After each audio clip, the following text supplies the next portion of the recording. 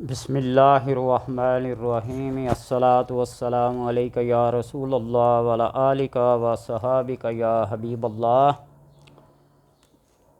الصلاۃ والسلام علیک یا رسول اللہ وعلی آلک و صحابک یا حبیب اللہ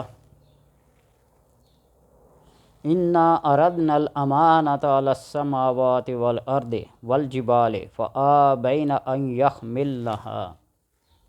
امانت کیا چیز ہے اور کون کون سی چیزیں امانت ہیں؟ اللہ تبارک و تعالی اس امانت کے بارے میں فرما رہا ہے کہ میں نے اس کو آسمان پر، زمین پر، پہاڑوں پر اتارا اور سب نے اس کے اٹھانے سے انکار کر دیا، اس کے سنبھالنے سے انکار کر دیا۔ فَحَمَلَهَا الْإِنسان، اور انسان نے اسے اٹھا لیا۔ وہ انسان کون ہے؟ انسان کامل، حضرت محمد صلی اللہ علیہ وسلم۔ یہ پہاڑ، یہ زمینیں، یہ آسمان، انہیں خوف کیوں ہوا؟ وہ اس لیے کہ اس کا حق ادا نہیں کر سکیں گے اور عذاب کے مستحق ہوں گے، یا انہیں خیانت کا خوف لائق ہوا، اس لیے انہوں نے انکار کر دیا۔ اور اس امانت کا معنی عبادات اور فرائض ہیں جن کی ادائیگی اور عدم ادائیگی سے ثواب اور عذاب وابستہ اور متعلق ہے۔ امانت دین کی تمام شرائط اور عبادات کا نام ہے۔ ابن مسعود رضی اللہ تعالیٰ عنہ کا قول ہے کہ یہ مال کی امانت ہے، جیسے امانت رکھا ہوا مال وغیرہ۔ ان سے یہ بھی مروی ہے کہ فرائض میں سب سے اہم مال کی امانت ہے۔ آگے دیکھیے، ایک قول یہ بھی ہے کہ امانت سے مراد غسل جنابت ہے۔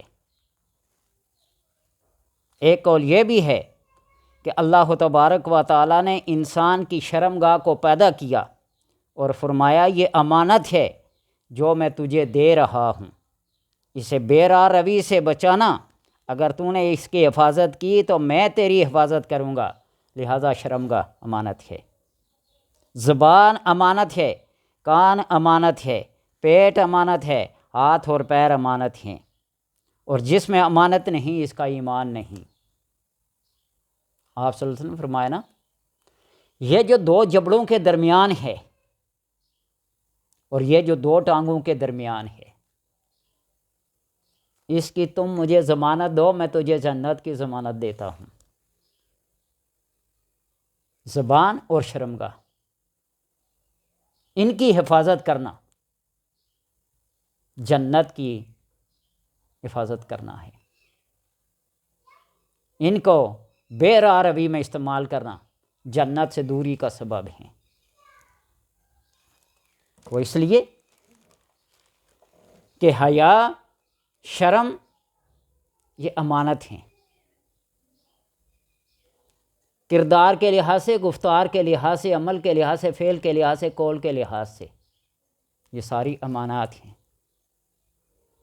اور اگر چند آدمی کسی بات پر مشورہ کر رہے ہوں اور وہ ایک راز کی بات ہو، تو ان میں سے کسی نے بھی ذرا سا بھی راز فاش کر دیا تو اس نے امانت میں خیانت کی۔ مشورہ کرنے والا اور مشورہ دینے والا، یہ دونوں امین ہوتے ہیں، اور جب یہ اپنے اپنے فعل میں، قول میں خیانت کریں گے تو پھر وہ امین نہیں کہلائیں گے۔ امانت سے مراد کسی عدالت سے سرٹیفکیٹ لینا نہیں ہوتا، یہ اپنے اندر کا کردار ہوتا ہے، اپنے اندر کا عمل ہوتا ہے، اپنے اندر کا قول اور فعل ہوتا ہے، جو دوسروں سے ممتاز کرتا ہے، جو دوسروں سے فوقیت اور برتری رکھتا ہے۔ تو اس لیے اپنے قول اور اپنے فعل کو بطور امانت۔ حضرت حسن رحمۃ اللہ تعالیٰ کا قول ہے کہ جب امانت آسمانوں، زمینوں اور پہاڑوں پر پیش کی گئی تو یہ تمام مظاہر کائنات اور جو کچھ ان میں ہے سخت بے چین ہو گئے۔ اللہ تعالیٰ نے ان سے فرمایا اگر تم اچھے عمل کرو گے تو تم کو اجر ملے گا، اور اگر برے عمل کرو گے تو میں عذاب دوں گا۔ تو انہوں نے اس کے اٹھانے سے انکار کر دیا۔ آج کل اس پرفتن دور میں اپنے آپ کو سنبھالنا، اپنے دامن کو بچا کے رکھنا، اپنے کردار کو بچا کے رکھنا بہت بڑی نیکی ہے، بہت بڑی پرہیزگاری ہے۔ یہ فتنے جو رونما ہو رہے ہیں آس پاس ارد گرد دیکھ رہے ہیں، ہن کاسیات عاریات، آپ صلی اللہ علیہ وسلم نے عورتوں کے بارے میں سنا جو باریک لباس پہنتی ہیں، بظاہر کپڑے پہنے ہوئے ہیں لیکن عاریات وہ بالکل ننگے بدن ہیں۔ تو آج کل کے لباس دیکھ لو، اس لباس کی وجہ سے ایک عورت کتنے مردوں کو اس عذاب میں دھکیل لے گی، باپ کو، بھائی کو، خامند کو۔ تو جب ان بے راہ رویوں کو دیکھ کر ہم اپنی زبان، اپنی طاقت، اپنے دل کا استعمال نہیں کریں گے تو ایمان کہاں آئے گا؟ من رأى منکم منکرا فلیغیرہ بیدہ، جو کوئی ایسی برائی دیکھتا ہے تو اس کو ہاتھ سے، طاقت کے زور سے اس کو بند کرو۔ فإن لم یستطع فبلسانہ، اگر طاقت کے زور سے، ہاتھ کے زور سے نہیں، فبلسانہ، تبلیغ کرو۔ فإن لم یستطع، اگر اس کی بھی استعداد نہیں رکھتا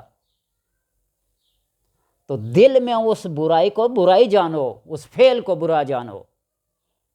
ذالک اضعف الایمان، یہ ایمان کا کمزور ترین درجہ ہے، لیکن ہے ایمان۔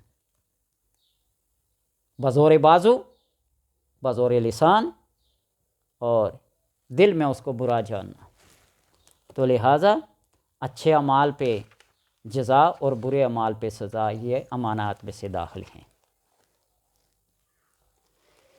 اللہ تبارک و تعالیٰ نے آدم علیہ السلام کو پیدا کی اور اس پر امانت پیش کی اور یہی کہا، تو انہوں نے کہا میں اس بار کو اٹھاتا ہوں۔ یہ بات سمجھ لیجئے کہ زمین اور آسمان، پہاڑوں کو امانت نہ لینے کا اختیار دیا گیا تھا، انہیں مجبور نہیں کیا گیا تھا۔ اگر ان کے لیے ضروری قرار دیا گیا ہوتا تو لا محالہ انہیں یہ بار امانت اٹھانا پڑتا۔ شکر کریں، گناہوں کی بدبو نہیں، پیشانی اور چہرے پہ لکھے نہیں جاتے، زمین اپنے اندر دھنسا نہیں لیتی، آسمان اچک نہیں لیتا، کوئی کڑک، کوئی سائق، تو یہ اس کا کرم سمجھے۔ وَمَا كَانَ اللَّهُ مُعَذِّبَهُمْ وَأَنْتَ فِيهِمْ، یہ آپ صلی اللہ علیہ وسلم کا کرم بھی سمجھیں کہ وہ اس امت کے نبی ہیں، سردار ہیں، تو ان کی وجہ سے اس امت سے عذاب اٹھائے گئے ہیں۔ اور دوسری بات استغفار ہے، جو کثرت سے استغفار کرتے ہیں تو اللہ تبارک و تعالی استغفار کرنے والوں کے اوپر عذاب نازل نہیں کرتا۔ تو لہٰذا یہ جو امانات ہیں، اور خصوصاً دو امانتیں جو دو جبڑوں کے درمیان ہے اور جو دو ٹانگوں کے درمیان ہے، اس کی حفاظت کرنا اس پرفتن دور میں۔ آج سیاست میں دیکھیں، آج مذہب میں دیکھیں، آج اخلاقیات میں دیکھیں، گفتگو میں دیکھیں، ہر طرف جو زبان استعمال ہوتی ہے اس کا ذمہ دار کون ہے؟ اس کے ذمہ دار وہ رہبر ہیں، وہ تربیت کرنے والے ہیں، یا ہم خود ہیں؟ اللہ تبارک و تعالیٰ سے دعا ہے کہ قول و فعل کا امین، صادق، غازی، مجاہد بنائے، تاکہ ان بیہودہ رسومات سے اللہ تبارک و تعالیٰ کی پناہ